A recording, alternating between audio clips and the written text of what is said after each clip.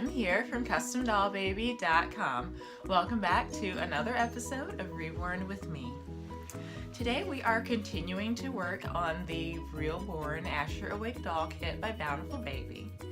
Yesterday we finished painting the creases. Today I'm ready to work on my second layer of blushing. As I mentioned, I like to go back and forth between creases and blushing, so hopefully that doesn't become too confusing as you're going through the videos. It's been a little while since we talked about blushing, so I wanted to give a quick review. As you may recall, I do 3 layers of blushing. The first is the general blushing layer, where we use our blushing color to cover the entire doll kit, because this allows us to warm up the skin if the doll was getting too pale. If your doll is already the right complexion, don't feel compelled to do this extra blushing layer. The layer we are working on today is the second blushing layer that I like to call the accent blushing. This is when we go and warm up all those key areas on the doll, like the elbows, the cheeks, the knees, and the hands and feet. And this adds additional realism and cuteness to our baby doll. And then the third and final layer that we'll be doing is the sweet spot blushing. So within those areas that we did the accent blushing, sometimes it's nice to go back and add a little more color to really bring those areas out. So with that said, let's go ahead and paint blushing layer number 2. For the second blushing layer, you're going to need a blushing color. What I will be using is a custom color that I created from Pyro Red, Genesis Red, Ultramarine Blue, and Burnt Umber. And this is essentially the same color that we made when we did the blood red layer in the mottling. So if you remember how to do that, then that's the color I'm using. I also just wanted to mention, in my last blushing video, I was kind of talking junk about the warm blush that comes in the starter kits. And then I was going back and studying the photos of the babies for which I'm creating my portrait dolls, and one of them actually has this color on her cheeks. It's that orange tinted red kind of clay color. So I have to take back what I said. Like, there actually is a use for this stuff when when the doll calls for it or when the baby calls for it. But for this one, I'm going to be using my custom color. So we're going to need a blushing color. You may also need whatever you use to paint your flesh color. We're going to use our odorless paint thinner, to use Bob Ross to dilute the mix. You're going to need a dry mop brush. You're going to need, if you're feeling fancy, and you'll see what I mean by that later, you also need a liner brush. And we're going to need sponges, one to bounce color on and one to bounce color off. So these are already pigmented because I used them last time. I like to reuse my sponges. Okay, so I'm going to make a nice bath of the blush mixture. And the consistency is really up to you. If you want to get your blushing all in one go, or if you want your baby to be really, really red, then maybe you don't dilute it too much. I like to add my blushing in layers because once it's on, it's impossible to get it back off. So in the interest of not over blushing the doll, I keep things a little diluted. So I'm just adding my custom blushing color to the bath here till we get the amount of pigment that we want. Alright, so I feel pretty good about that. And now I'm going to add some of my flesh tone to it. So why on earth would I do that? This is a very blood red color that I actually use on both my Caucasian and African American dolls. So in order for it to be, broadly applicable to both of those complexions, I need to be able to tint it for the baby. So because this is a Caucasian doll, I'm going to add a little bit of Flesh 08, and that takes that blood red color and turns it more into a peaches and creamy pink color. This is an optional step. And you can decide whether or not you need to do it based on the complexion of your doll and the level of blushing that you want to achieve.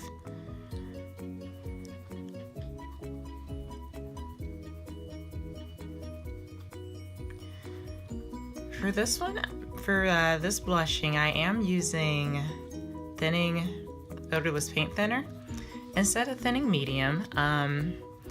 Thinning medium is an option. As you saw yesterday, it works really well in the creases, but as I said, it adds a texture, so I don't really like having uneven texture on my doll, and that's why I don't use that for the blushing.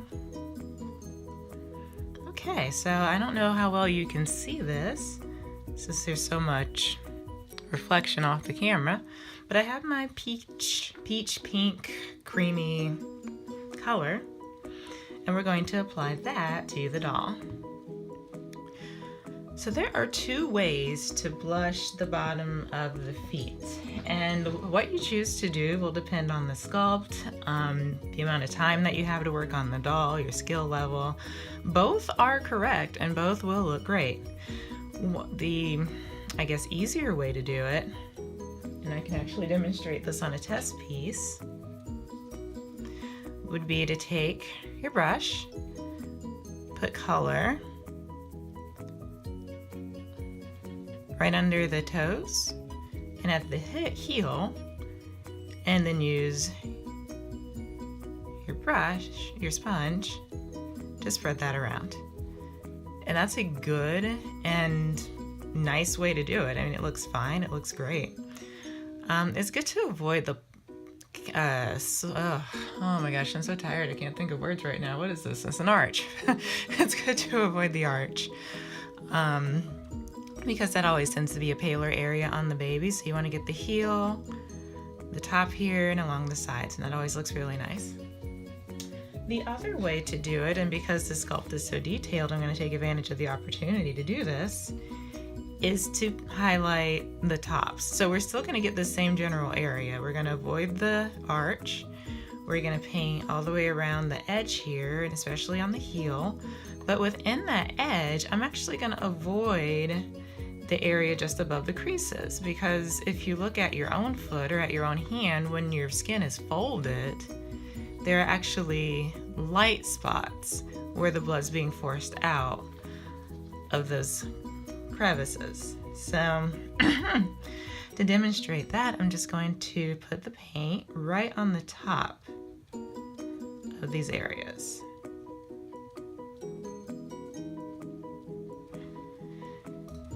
And then get the dry brush to blend it in. So I'm not blending it all the way down into that crease, I'm just getting the top of it.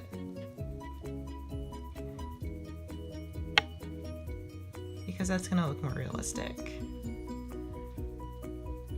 A third way you could accomplish this effect would be to do the overall blush like I demonstrated on your first layer.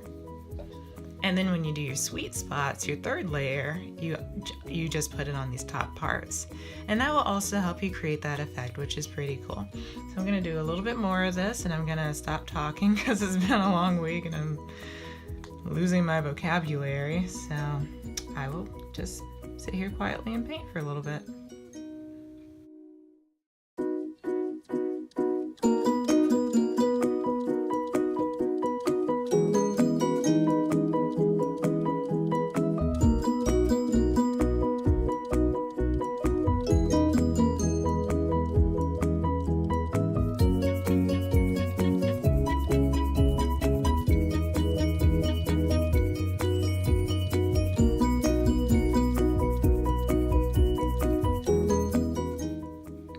I just want to quickly show you how I paint up to this fold. So we have an area here where, again, blood's being forced out of the skin, but here is where the blood would be flowing because it's not under as much pressure. So I put my paint here, I'm gonna blend it around this area. Nice and red too, right? Because we're forcing it out of here and into here, so this part can be overly blushed. And just like we were doing with the creasing, I'm gonna use the dry brush to blend it toward, but not completely over, that area where the blood's being forced out. So you just want it to kind of fade into that pale spot. So see, we've got it light, light, light, and then it gets darker as we go away. So that's gonna look really neat on our doll. Okay, I also like to blush around these little fat rolls. So same idea.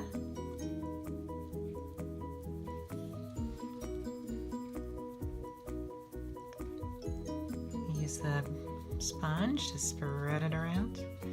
And what I really like about this color that we're working with right now is that because it's so creamy, because we took the time to put all that flesh of weight in it, oh my goodness, it blends so beautifully with the surrounding complexion. I mean, it's just gorgeous. It's really seamless.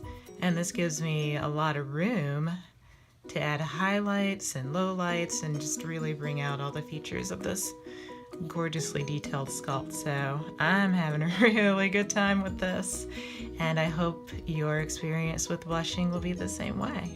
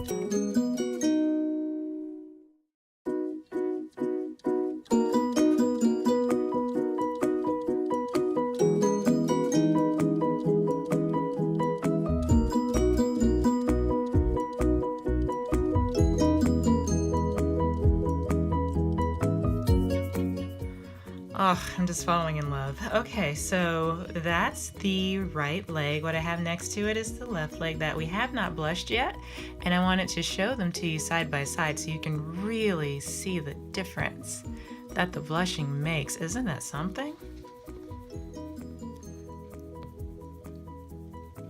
We're gonna keep working this in layers, so if you feel like you're not seeing it as well as you'd like to see it, that's okay. We're gonna go back and continue to bring out that detail until we're happy with it. As a reminder, this is the blushed limb.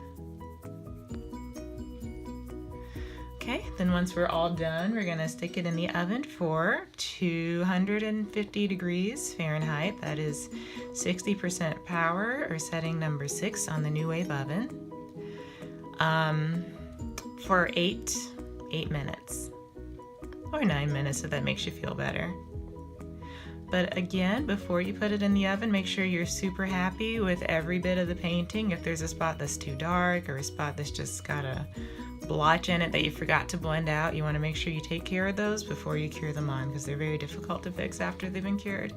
So yep, I'm very, very happy with how this is looking. I'm so excited. So we're going to keep painting these, and we'll come back a little later to work in our third and final layer of blushing, taking care of those sweet spots. Thanks for watching. If you have any questions, let me know. Don't forget to like the video and subscribe to my channel, and I'll see you next time.